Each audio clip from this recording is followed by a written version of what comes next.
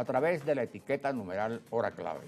Y le damos la bienvenida a nuestro invitado Eloy Torres. Eloy es analista internacional de temas internacionales, es historiador y además profesor universitario. Bienvenido. Y además escritor, mira, este es lo último. Correspondencia para un venezolano de la decadencia. Eloy, cuéntanos, aunque sea por encimita, qué es lo que hay aquí, porque tocas una serie de temas peliagudos adentro. Sí, eso es un según tema, bien el índice.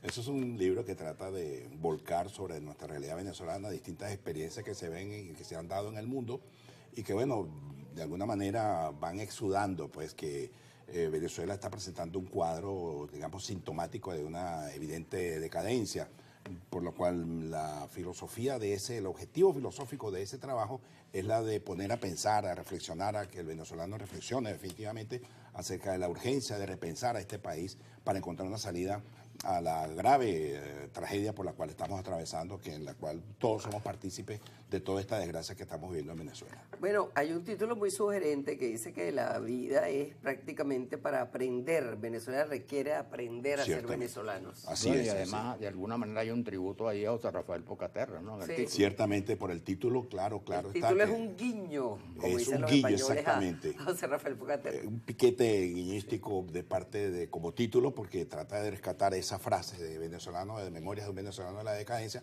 para insertarla en una visión, digamos, más spengleriana, de encontrar que Venezuela está viviendo un proceso complejo de reflexión, de tendencia a autodestruirse y que es necesario salir de ello.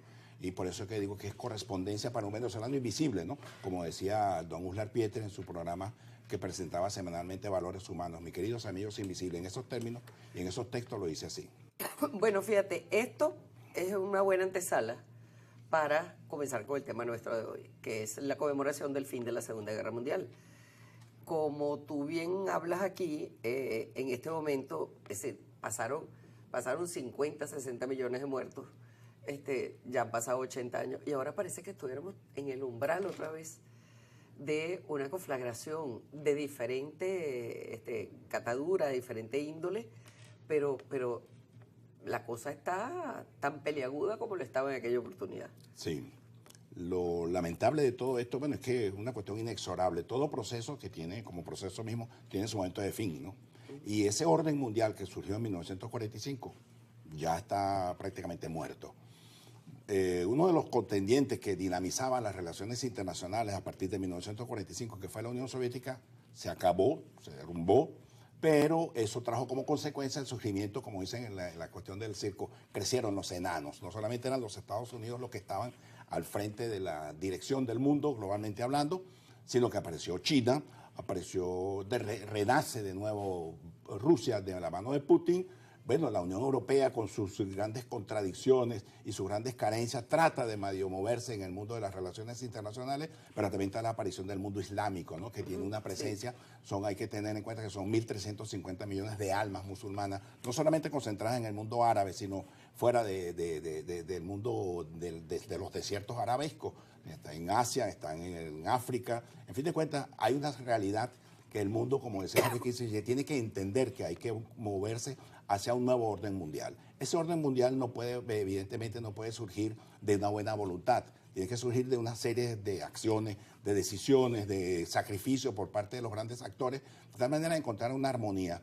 En los conflictos que hoy vive el mundo, después de 1945, que tuvimos varias crisis que no han podido desencadenar una guerra mundial.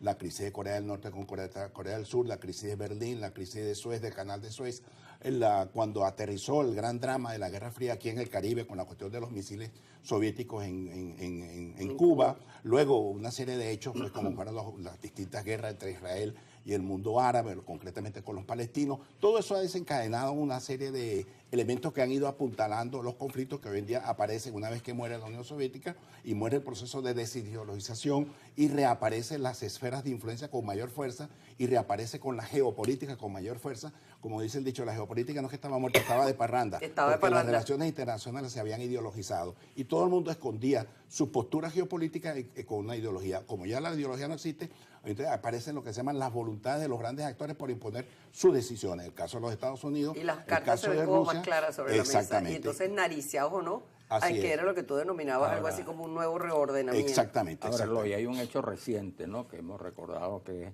el 8 de mayo, ¿no?, de 1945. Se considera, pues, que es el día que se declara definitivamente, pues, la derrota, ¿no?, de Hitler, ¿no?, de la Alemania nazi, y bueno, la rendición del ejército.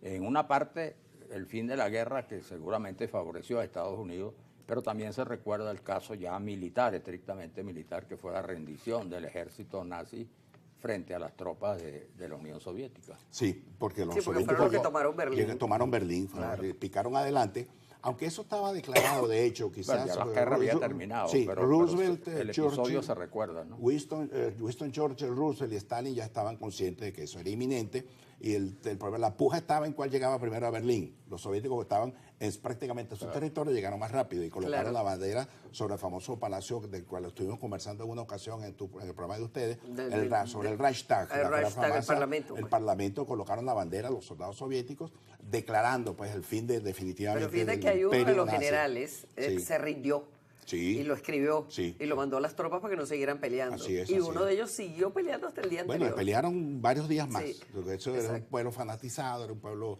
enfermizo, pues, por Bueno, las se prédicas jugaba de Hitler. todo, Sí, ¿no? se jugaban todo, además el honor de Alemania, de Claro, hecho. Sí. claro. Eso hay que entenderlo también.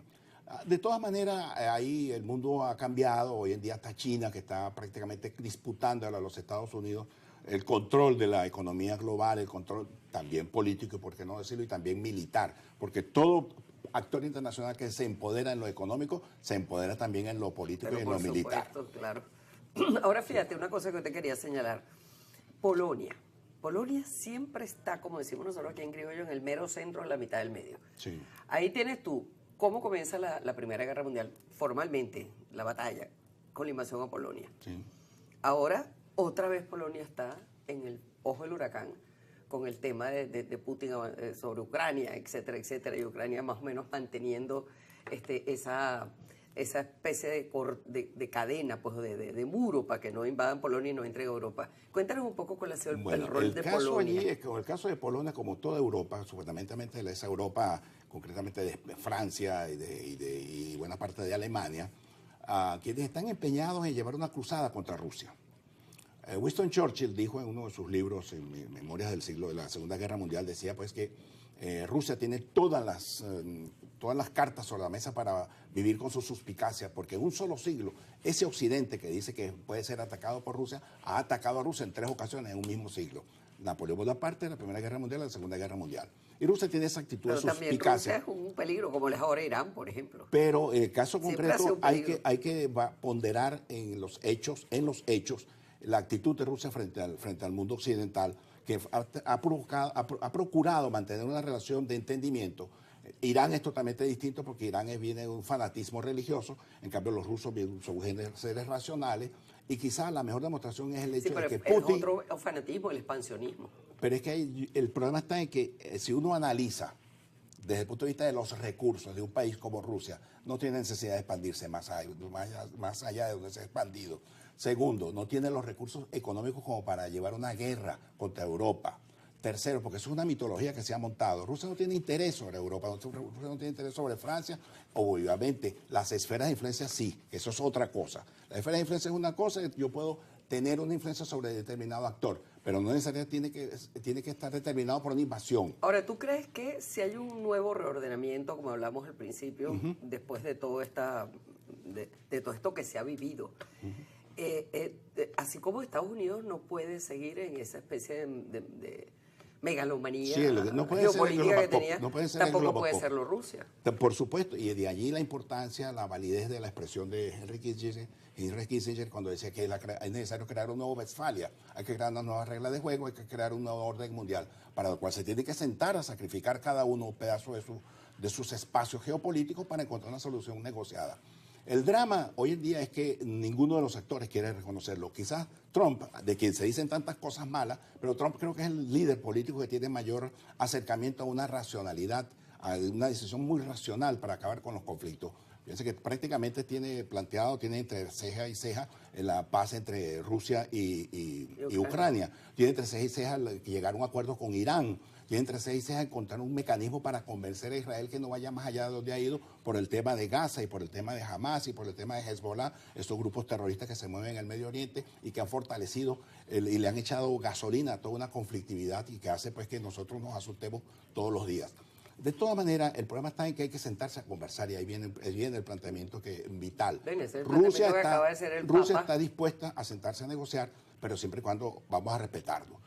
Ahí el ejemplo sencillo es así, fíjate, en 1962 los soviéticos colocaron una batería de misiles nucleares en Cuba y el mundo casi dio a una guerra justamente por eso. Ahora resulta que los europeos, junto con buena parte, con Biden sobre todo, trataron de colocar bases militares alrededor de Rusia y no querían que los rusos se molestaran, porque los actores actúan en función de su racionalidad, en función de su interés.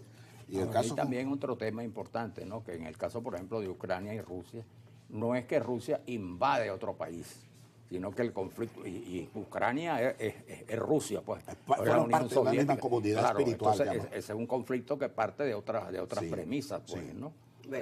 Pero lo cierto es que, bueno, hubo una invasión y los ucranianos se han defendido por 3 años. Con el apoyo de los Estados Unidos y el apoyo de la OTAN. Claro, porque tú no te vas a enfrentar a una potencia sin el apoyo de otra. Ahí está el problema, ¿cómo tú te enfrentas con un tipo más grande que tú? Exacto, no, pero es que tienes que defender tu territorio. Y yo te digo, independientemente de lo que opine, el que opine, hay una invasión. Ajá, pero ahí es lo siguiente. De un gigante frente a un... Ahí es lo siguiente, que también hay que entender que la historia tiene sus verdades, ¿no? Ahí está el caso de Crimea. Crimea no era ucraniana, nunca fue ucraniana, jamás, siempre fue rusa. Desde el Tratado de Pereslav en el año 1654, cuando Turquía y Rusia acordaron en el marco de la geopolítica, de esos enfrentamientos geopolíticos que había en el Mar Negro, Turquía le cede definitivamente a Catalina la Grande, era la zarina, por cierto, la titularidad de Crimea, y Crimea siempre fue rusa, siempre fue rusa. Bueno, yo creo que ahora esos territorios son parte de un posible acuerdo. Sí, exactamente. Inclusive de que tienen que sentarse, porque además así terminan todos los conflictos. Claro. Con los que queden vivos. No, y con una gran negociación. Siempre queda con una negociación. Con una negociación. Entonces ya el Papa puso a la orden el Vaticano. Ajá. Y ya Trump dijo que probablemente el Vaticano puede ser, la Santa Sede puede ser y había un territorio neutral para eso. Hay que reconocer un hecho de que Crimea, repito, es rusa. Crimea siempre fue rusa, y en el año 1954 al amigo Khrushchev, en un ataque dicen que de dipsomanía, y dijo pues que la titularidad de Crimea era de Ucrania, en el marco de la Unión Soviética, pero era de Ucrania. Eso no le gustó a los soviéticos de origen ruso, porque los rusos tienen sus fuerzas profundas de la historia presente, que eso siempre ha sido de ellos. Y luego, cuando vino el divorcio de la Unión Soviética, esas 15 repúblicas federadas, el amigo Yeltsin, también en un ataque de dipsomanía, no peleó la titularidad. A la hora de un divorcio, tú te quedas con el apartamento, yo me quedo con el carro, tú te quedas con un niño, yo me quedo con la niña. No peleó la titularidad de Crimea. Una conclusión de tu interesante análisis, por lo que nos queda un minutico, ya me están avisando. ¿Tú cómo ves el panorama? ¿Tú sientes que hay posibilidades, independientemente de que solamente la negociación pueda resolver? Porque cada vez que se acerca una negociación, si no patalea uno, patalea el otro. Y entonces no parece llegar el momento de cuál es el escenario que tú te planteas. Yo soy un militante acérrimo de la negociación. Quizás por razones de formación porque profesional, soy diplomático, pero es que yo, analizando la historia, todos los conflictos terminan con una gran negociación. Ningún conflicto termina por sí solo. Claro, bueno, esperemos que sea por así. Cierto, hay una frase que habla muy bien de eso, que fue cuando se firmó la paz en el caso de Vietnam, ¿no? Y Francia, ¿no? Cuando se firmó en 53, la frase de Nguyen Yap, que la comenta cuando dijo, no se firma la paz, se firma una contabilidad de cadáveres. Así es, muy duro eso. Muy duro. Muy duro. Sí. Bueno, vamos a la pausa y regresamos ya.